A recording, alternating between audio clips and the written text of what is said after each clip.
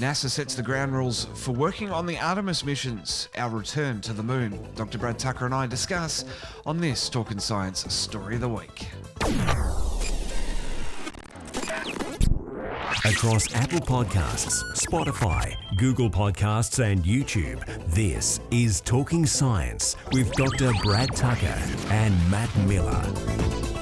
Alrighty, Brad, our last story of the week is all about Artemis, and we're going to be talking about this as the missions ramp up over the next couple of years. Hopefully we're going to stick around for 4 more seasons of Talkin' Science, because then we can be talking about actually landing on the lunar surface. But right now, the Artemis Accords have been laid out by the US Space Agency, and it's telling everyone how to act and how to behave while they're joining in on these missions. Yeah, it's kind of laying the legal framework for participating. And there's a lot of interesting elements to this. The U.S. took charge because it is a U.S.-led mission, and I think that's completely fair.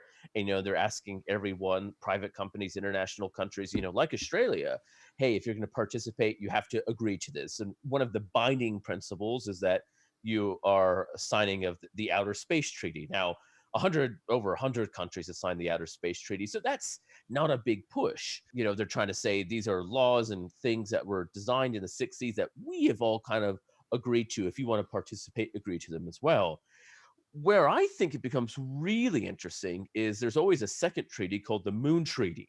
And that becomes a bit more of the finicky one in terms of extracting and mining of resources in space. Now, Australia has signed that treaty, the US has not.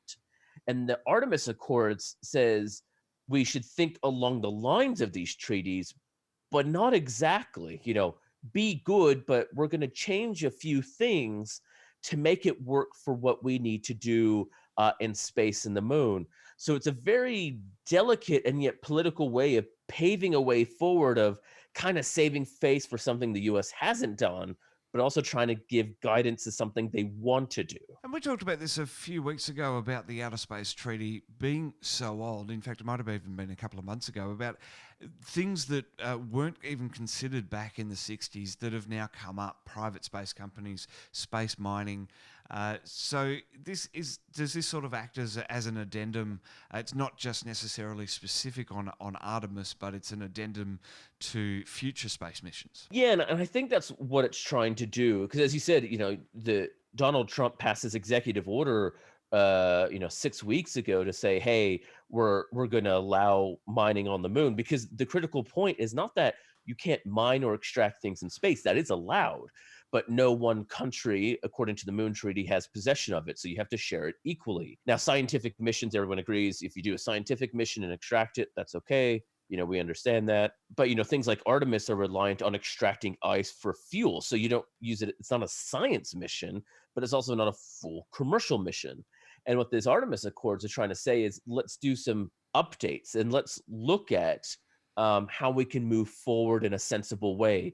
And one of the things they suggest is kind of zones and zoning of the moon and where people can mine, similar to what is applied in Antarctica. So they're trying to apply some Antarctic experience, and a lot of people do point to this. Antarctica has worked quite well. What can we take from lessons learned of Antarctica and apply it to the moon? And as you said, the Artemis Accords not just touch on the moon, but they do extend to looking at Mars, which Artemis wants to, and even asteroids.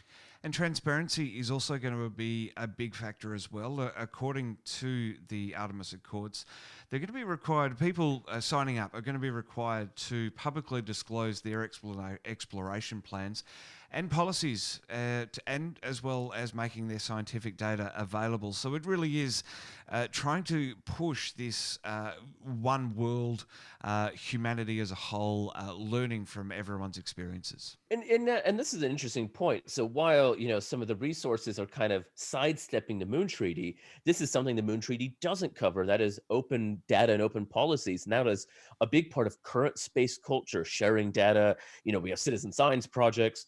And people outline their plans quite well and trying to say, look, do that so everyone knows what's going on. That was not written into the policies of the 60s and 70s, and that would even be, even thought of as being remotely possible. So, definitely doing different things, which is great. It will be interesting to see how it's receptive because the UN, what's called the Canopus, kind of the body trying to govern the laws and treaties of outer space, has been trying to tackle with what to happen with space mining for a big way. And this, maybe people reject this outright and say, well, no, you actually need to sign the Moon Treaty. Or maybe people will say this is the way of moving forward, because ultimately there'll be two parts, not only what people agree to, but how it's enforced. And how it's enforced is going to be an interesting thing. Will it just be the US blocking people out of participating? Will it be at the UN level? So this is definitely a step, I think, in the right direction.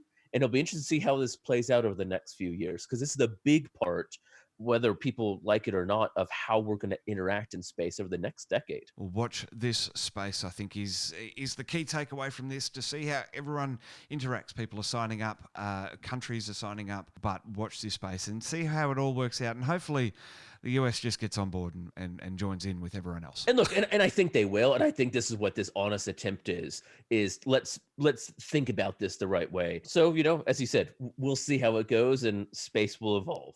The Artemis missions are coming in the next couple of years. Hopefully, we're sticking around here on Talkin' Science to be able to bring you those stories as they develop and as humanity returns to the Earth. Don't forget to like and follow Dr. Brad Tucker on Twitter at btucker22 and Facebook, Dr. Brad Tucker.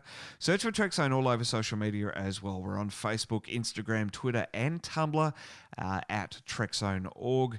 And of course on YouTube as well, TrekZone.org AU there.